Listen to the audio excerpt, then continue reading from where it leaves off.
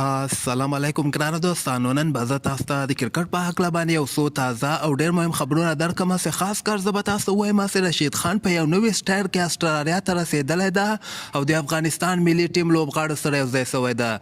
دې نه علاوه به زه تاسو ته د افغانستان کرکټ بورډ له طرف نه د ریاض حسن ولې د افغانستان په داخلي لوبو کې نه ده اخیستل سوی د هغې وضاحت دغې وړاندې کړی ده. بل به زه تاسو ته د ظهیر خان پښتین په هکله باندې یو خبر درکړم چې ظهیر خان پښتین ولې بیا خفه سوی ده او نجیب ترکی شهید نجیب ترکی په هکله به هم زه تاسو ته یو خبر درکړم. مهم معلومات در سره شریکوم. ویډیو تر اخره پورې وګورئ، په هر څه به تاسو پوه سئ.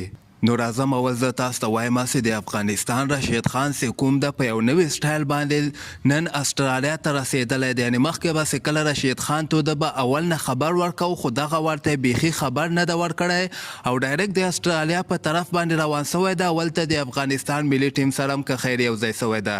نو د افغانستان دغه نور لوبغاړي هم تقریبا یو نجیب زدران او مجیب پاتې دي. نور بقیه ټول لوبغاړي اسټرالیا ته رسېدلي دي. مجیب او نجیب هم که خیر همدغه راتلونکي 2-3 ورځو کې د اسټرالیا په طرف باندې روان سي او د افغانستان ملي ټیم لوبغاړو سره به یوځای سي. په اسټرالیا کې به که خیر افغانستان لږ شپې تمرینات پریکټسونه به ترسره کړي، بولینګ پریکټس، بیټینګ پریکټس، فیلډینګ پریکټس. هغې نه وروسته به 2 یا 3 شروریزې لوبې د افغانستان او د اسټرالیا کوم کلب سره ترسره سي، پریکټس لوبې به ترسره سي او بیا به که خیر په 18 تاریخ باندې افغانستان بنګلادیش سره وارم اپ لوبه ترسره کړي. هغې نه وروسته په 19 تاریخ باندې به افغانستان پاکستان سره وارم اپ لوبه که خیر ترسره کړي. او دې نه علاوه به زه تاسو ته د ریاض حسن په هکله باندې یو خبر درکړم چې د افغانستان کرکټ بورډ له طرف نه دغه ریاض حسن چې داخلي ټورنمنټ چې کوم د سرو ورځنی هغه کې نه ده اخیستل سوی. د هغې وضاحت یې بیا داسې ورکړی چې ریاض حسن انفټ سوی د کوم په وجه باندې موږ دغه په داخلي لوبو کې لوبې نسي ترسره کولی.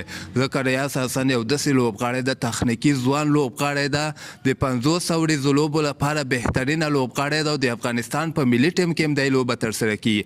نو دا انفټ سوی ده د هغه په وجه باندې دا دغه څلور ورځنی داخلي ټورنمنټ چې کوم ده په سکواډ کې نه ده اخیستل سوی. او بل به زه تاسو ته د افغانستان پخوانی لوبغاړی نجیب ترکی شهید نجیب ترکی چې کوم ده د هغه 2 کاله پوره سول چې 2 کاله مخکې نجیب ترکی په حق باندې رسېدلی او په همدغه نننۍ ورځ باندې نجیب ترکی په حق باندې رسېدلی او نن د مرګ 2 کاله پوره سول. نو الله پاک د هغه ته هغه دنیا ښه کړي او فامیل او دوستانو ته د الله پاک صبر جمیل ورکړي. او دې نه علاوه به زه تاسو ته د افغانستان د ملي ټیم پخوانی لوبغاړی ظهیر خان پښتین ده بیا فیسبوک کې دغسې پوسټ کړی ده چې د امیدونو د رڼا په تمه باندې هم زه خپل غمونه په خندا تېرومه. نو دغه پوسټ نه د ظهیر خان پښتین دغه مطلب ده چې یعنې د ما کیسه کې م هېڅوک کم نه دي، نه یعنې ما په ملي ټیم کې اخلي نه مې په داخلي لوبو کې اخلي. لکه ظهیر خان پښتین هم داسې معلومیږي چې د افغانستان په داخلي لوبو کې هم نه ده اخیستل سوی. هماغه یو ټیسټ په هکله باندې افغانستان بعضې لوبغاړي نه دي اخیستلي چې له امله یې همدغه ښودلی چې دغه لوبغاړو یو ټیسټ نه ده کامیابه کړی ځکه موږ نه دی اخیستلي. نو ظهیر خان پښتین خو واضحه دغسې خبره نه ده لیکلې، خو د امیدونو د رڼا په تمه یم زه خپل غمونه په خندا تېرومه.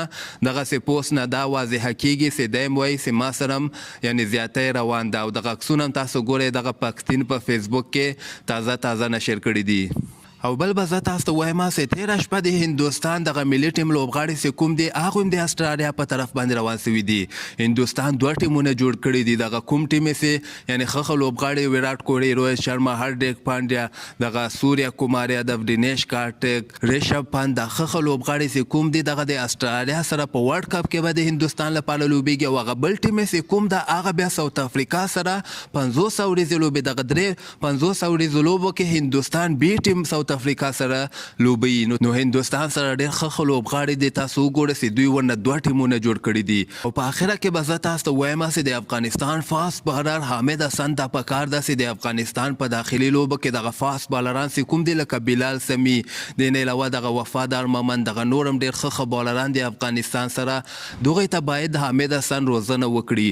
حامد حسن خو داخلي لوبو کې خپل هم لوبې کول غواړي، خو افغانستان کرکټ بورډ ته پکار ده چې حامد حسن دغه تجربې نه دغه ځوان لوبغاړي ګټه پورته کړي. باید حامد حسن د افغانستان لپاره دغه داخل کرکټ کې د فاست بالینګ کوچینګ کې کوم په وجه باندې به که خیر د افغانستان دغه فاست بالران نور هم ښه سي. نو همدغسې تازه خبرو لپاره تاسو دغه چینل هم در سره سبسکرایب کولی سئ.